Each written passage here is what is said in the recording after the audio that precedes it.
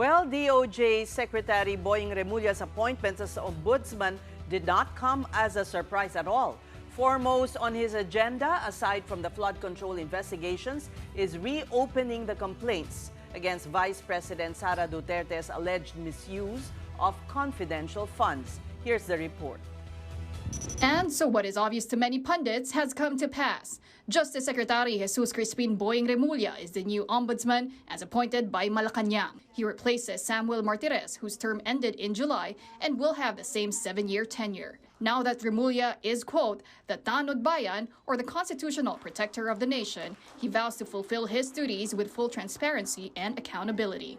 Transparency and a lot of action. And probably transparency, more openness from the office. Yung tao naghahanap talaga ng transparency and accountability sa taong bayan.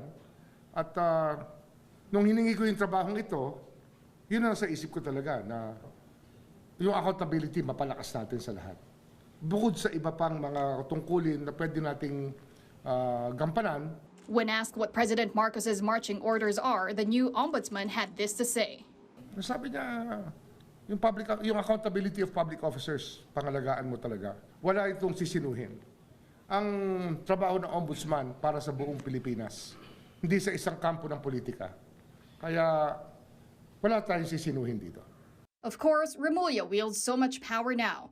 He can charge, prosecute, suspend, and even dismiss officials in government found misbehaving and erring. Remulla can file both administrative and criminal charges against state executives and personnel and is key in the investigation of corruption. Yes, including and particularly the probe into allegedly anomalous flood control projects. Even the Independent Commission for Infrastructure is answerable to him. The ICI is poised to submit to the Ombudsman pieces of evidence it gathered on questionable government-funded projects. Some of these cases may even be elevated to the anti-graft court, Sandigan Bayan, for officials with salary grade 27 or higher and accused of amassing ill-gotten wealth of more than 50 million pesos. Another complaint Remulla is going to resolve, that one against Vice President Sara Duterte for alleged misuse of more than 600 million pesos in confidential funds. Nandiyan na yan eh.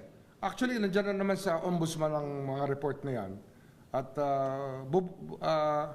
bubuklatin natin, pag-aaralan, at tatanungin natin yung mga may hawak doon ngayon. Mga may hawak at yung may tungkulin na hawakan ng mga kasong yon bago tayo dumating.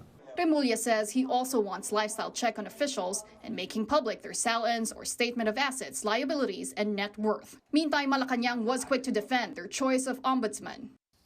We have the highest confidence in Secretary Remulla. I wouldn't say that he's the most controversial. As I said, there is a vetting process which is provided for by our constitution and our laws, and he went through that very rigorous process. At the end of the day, after the president receives the recommendation from the JVC, it's still the decision of the president. Remulla is scheduled to take his oath as ombudsman on Thursday. It wasn't an easy climb for Boying. The president's sister, Senator Amy Marcos, filed complaints against him for the ICC arrest of former President Rodrigo Duterte. All those dismissed. Kasi nag-tumbling ang ombudsman, tumbling para i-dismiss yung mga kaso. Dismiss kaagad, lahat baseless.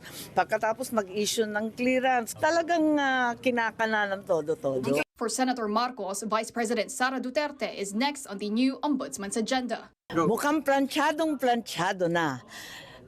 Kung hindi makakalusot yung impeachment, nako hay, ang Plan B, diretso na tayo sa Plan C. Planchado na ang lahat.